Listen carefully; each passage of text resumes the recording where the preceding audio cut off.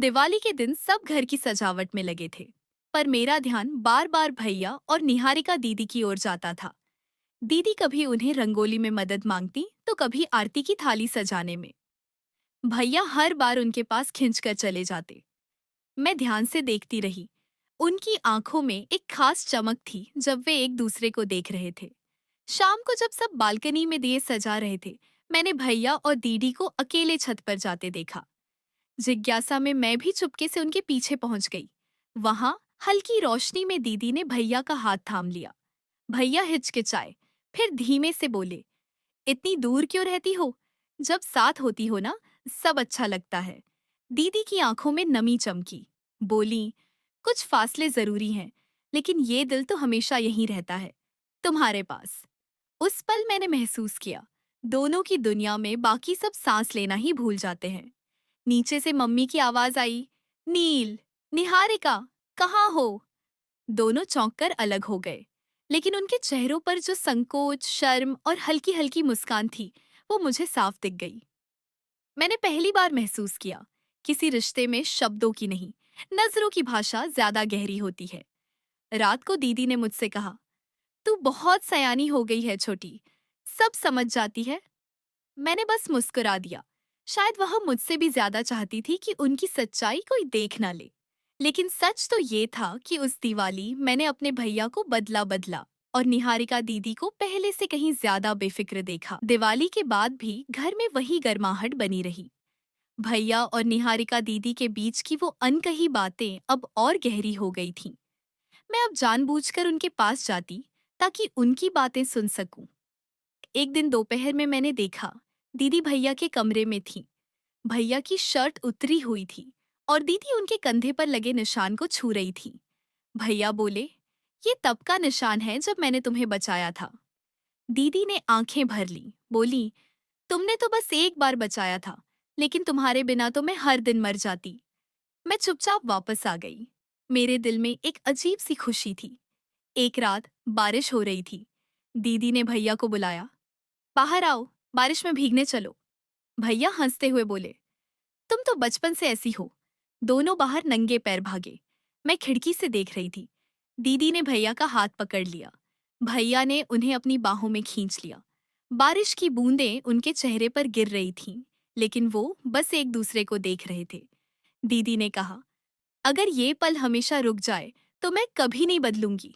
भैया ने धीरे से उनके बालों को छुआ और बोले, तुम्हारे साथ हर पल ऐसा ही लगता है। अगले दिन दीदी ने भैया के लिए एक चिट्ठी लिखी। मैंने चुपके से देख लिया। उसमें लिखा था, तुम्हारी आवाज मेरे दिल की धड़कन बन गई है। तुम्हारे बिना जीना अब असंभव लगता है। मैं जानती हूँ, ये रिश्ता दुनिया के लिए गलत है, लेकिन मेरे दिल के लिए सच है। मैंने चिट्ठी वापस रख दी। उस रात भैया ने दीदी को बुलाया। उन्होंने चिट्ठी दिखाई और कहा, मैंने भी तुम्हारे लिए एक चिट्ठी लिखी है। दीदी ने पढ़ी, तुम मेरी सांसों में बस गई हो। तुम्हारे बिना जीना अब एक सजा लगता है। मैं तुम्हें छोड़ नहीं सकता। दीदी ने भैया को गले लगा लिया। मैंने देखा, दोनों की आंखें नम थीं। मैंने उस रात समझा, प्यार किसी रिश्ते की नहीं, दिल की भाषा होती है। भैया और दीदी के बीच वो प्यार था जो दुनिया के नियमों से ऊपर था।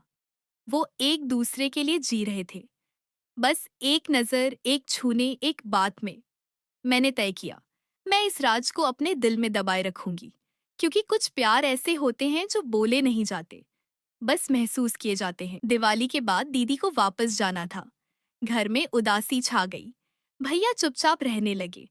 दीदी भी बार बार उन्हें देखती, मानो कुछ कहना चाहती हो। एक शाम मैंने देखा, दीदी भैया के कमरे में थी। भैया ने उनके हाथ में एक छोटा सा पेंडेंट दिया। बोले, ये तुम्हारे लिए है। जब भी तुम इसे देखोगी तो मेरी याद आएगी। दीदी ने पेंडेंट को छुआ और बोली, तुम्हारी याद तो हर पल रहती है। भैया ने उनके बालों में हाथ फेरा और बोले, अगर तुम नहीं होती तो मेरी जिंदगी बेमानी होती। अगले दिन विदाई का दिन था। दीदी का सामान तैयार था।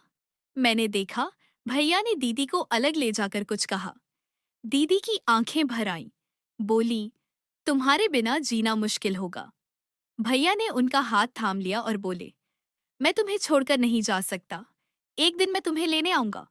दीदी ने उनकी आंखों में देखा और बोली, मैं तुम्हारा इंतजार करूंगी। जब दीदी का ऑटो आया, भैया ने उन्हें गले लगा लिया।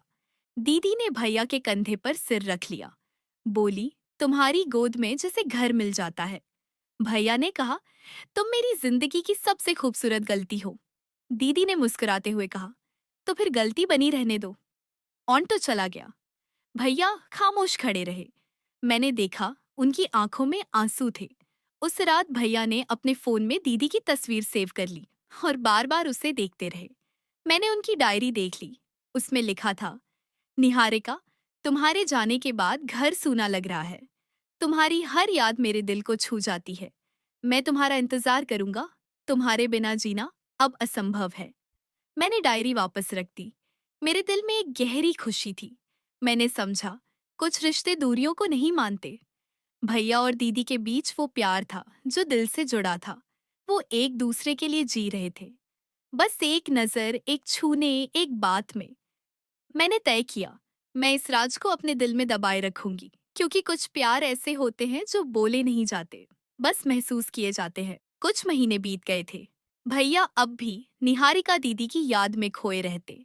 उनकी आंखों में वो चमक अब नहीं थी जो दीदी के आने पर आ जाती थी।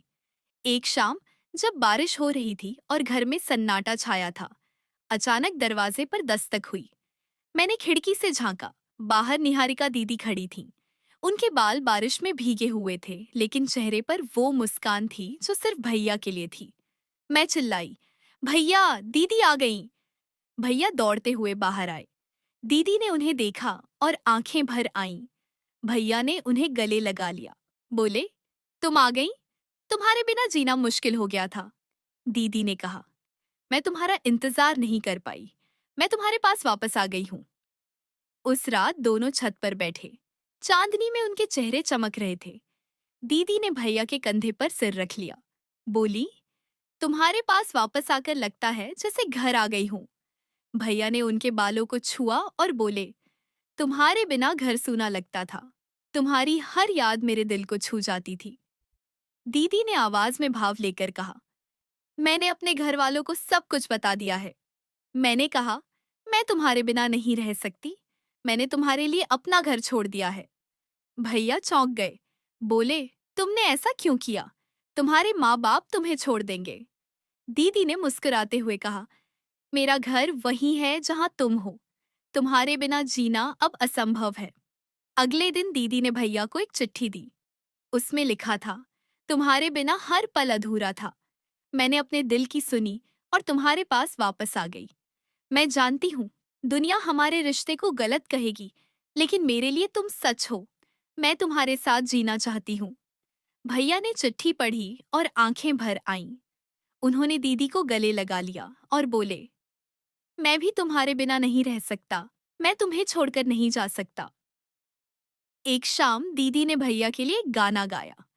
आवाज में इतना प्यार था कि भैया बस उन्हें देखते रह गए। गाना खत्म हुआ तो भैया ने कहा, तुम्हारी आवाज मेरे दिल की धड़कन बन गई है। दीदी ने मुस्कुराते हुए कहा, तुम्हारी बातें भी तो मेरे लिए गाने जैसी हैं। उस रात मैंने देखा, भैया ने अपने फोन में वो गाना सेव कर लिया और बार बार सुनते रहे।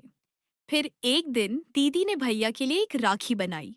उस पर लिखा था, तुम मेरे दिल के राखे वाले हो। भैया ने उसे देखा तो आंखें नम हो गईं। उन्होंने धीरे से कहा, इस राखी को मैं कभी नहीं उतारूंगा। दीदी ने आंखें झुका ली, लेकिन उनके गालों पर लालिमा फैल गई। मैंने देखा, भैया ने उस राखी को अपनी जेब में रख लिया। रात को भी वो उसे निकाल कर देखते रहे। एक बार दीदी ने भैया के कमरे में जाकर उनकी शर्ट ठीक की। भैया ने उनके हाथ को थाम लिया और बोले, तुम्हारे छूने से लगता है जैसे जीवन में कुछ खोया हुआ मिल गया हो।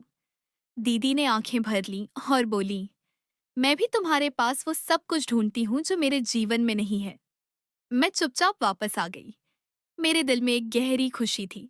मैंने उस रात समझा, कुछ रिश्ते समाज के तय दायरे से बाहर भी सांस लेते हैं। भैया और दीदी के बीच वो प्यार था जो दिल से जुड़ा था। वो एक दूसरे के लिए जी रहे थे, बस एक नजर, एक छूने, एक बात में। मैंने तय किया, मैं इस राज को अपने दिल में दबाए रखूंगी, क्योंकि कुछ प्यार ऐसे होते हैं जो बोले नहीं जाते, बस महसूस किए जाते हैं। और भैया और दीदी का प्यार वो ऐसा ही था,